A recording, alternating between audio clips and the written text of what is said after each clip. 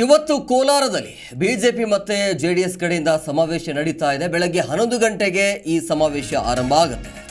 So ಕೋಲಾರದಲ್ಲಿ JDS ಬಿಜೆಪಿಯ ಸಮಾವೇಶ ಇದು ನಾರಾಯಣಿ ಕಲ್ಯಾಣ ಮಂಟಪದಲ್ಲಿ ಆಯೋಜನೆ ಮಾಡಲಾಗಿದೆ. ಬೆಳಗ್ಗೆ 11 ಗಂಟೆಗೆ ಈ ಸಮಾವೇಶ ಆರಂಭ ಆಗುತ್ತೆ.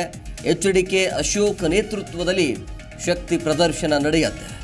ಎನ್ಡಿಎ ಅಭ್ಯರ್ಥಿ ಪರ ಜೆಡಿಎಸ್ ಮತ್ತು ಬಿಜೆಪಿ ನಾಯಕರ ಪ್ರಚಾರ ಇರುತ್ತೆ. ಸಮಾವೇಶದಲ್ಲಿ ದೋಸ್ತಿ ಶಾಸಕರು ಮತ್ತು ಕಾರ್ಯಕರ್ತರು ಭಾಗಿಯಾಗುವಂತಹ ಎಲ್ಲ ಸಾಧ್ಯತೆ ಕಂಡು ಬರ್ತಾ ಇದೆ.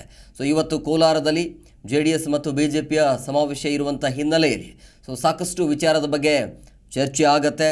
ನಾರಾಯಣಿ ಕಲ್ಯಾಣ ಮಂಟಪದಲ್ಲಿ ಈ ಒಂದು ಸಭೆಯನ್ನು ಆಯೋಜನೆ ಮಾಡಲಾಗಿದೆ. ಬೆಳಗ್ಗೆ 11 ಗಂಟೆಗೆ ಈ ಸಮಾವೇಶ ನಡೆಯುತ್ತೆ.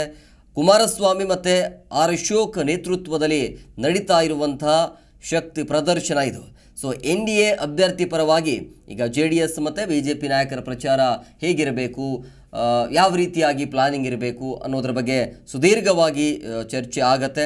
ಸೊ ಇವತ್ತು ಸಮಾವೇಶವನ್ನು ಮಾಡ್ತಾ ಇರುವಂಥದ್ದು. ಸಮಾವೇಶದಲ್ಲಿ ದೋಸ್ತಿ ಮತ್ತು ಶಾಸಕರು ಕಾರ್ಯಕರ್ತರು ಈ ಕಾರ್ಯಕ್ರಮದಲ್ಲಿ ಭಾಗಿಯಾಗ್ತಾ ಇದ್ದಾರೆ. ಈ ಸಮಾವೇಶದಲ್ಲಿ 11 ಗಂಟೆಗೆ ಈ ಸಮಾವೇಶ ಆರಂಭ ಆಗುತ್ತೆ. ಒಂಥರ ಶಕ್ತಿ ಪ್ರದರ್ಶನವನ್ನು ಮಾಡೋದಕ್ಕೆ.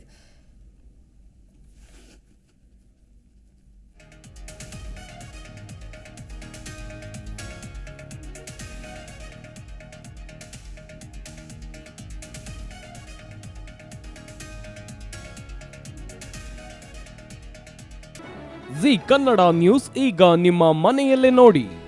ಎಲ್ಲ ಕೇಬಲ್ಗಳಲ್ಲಿ ಈಗ ಲಭ್ಯ.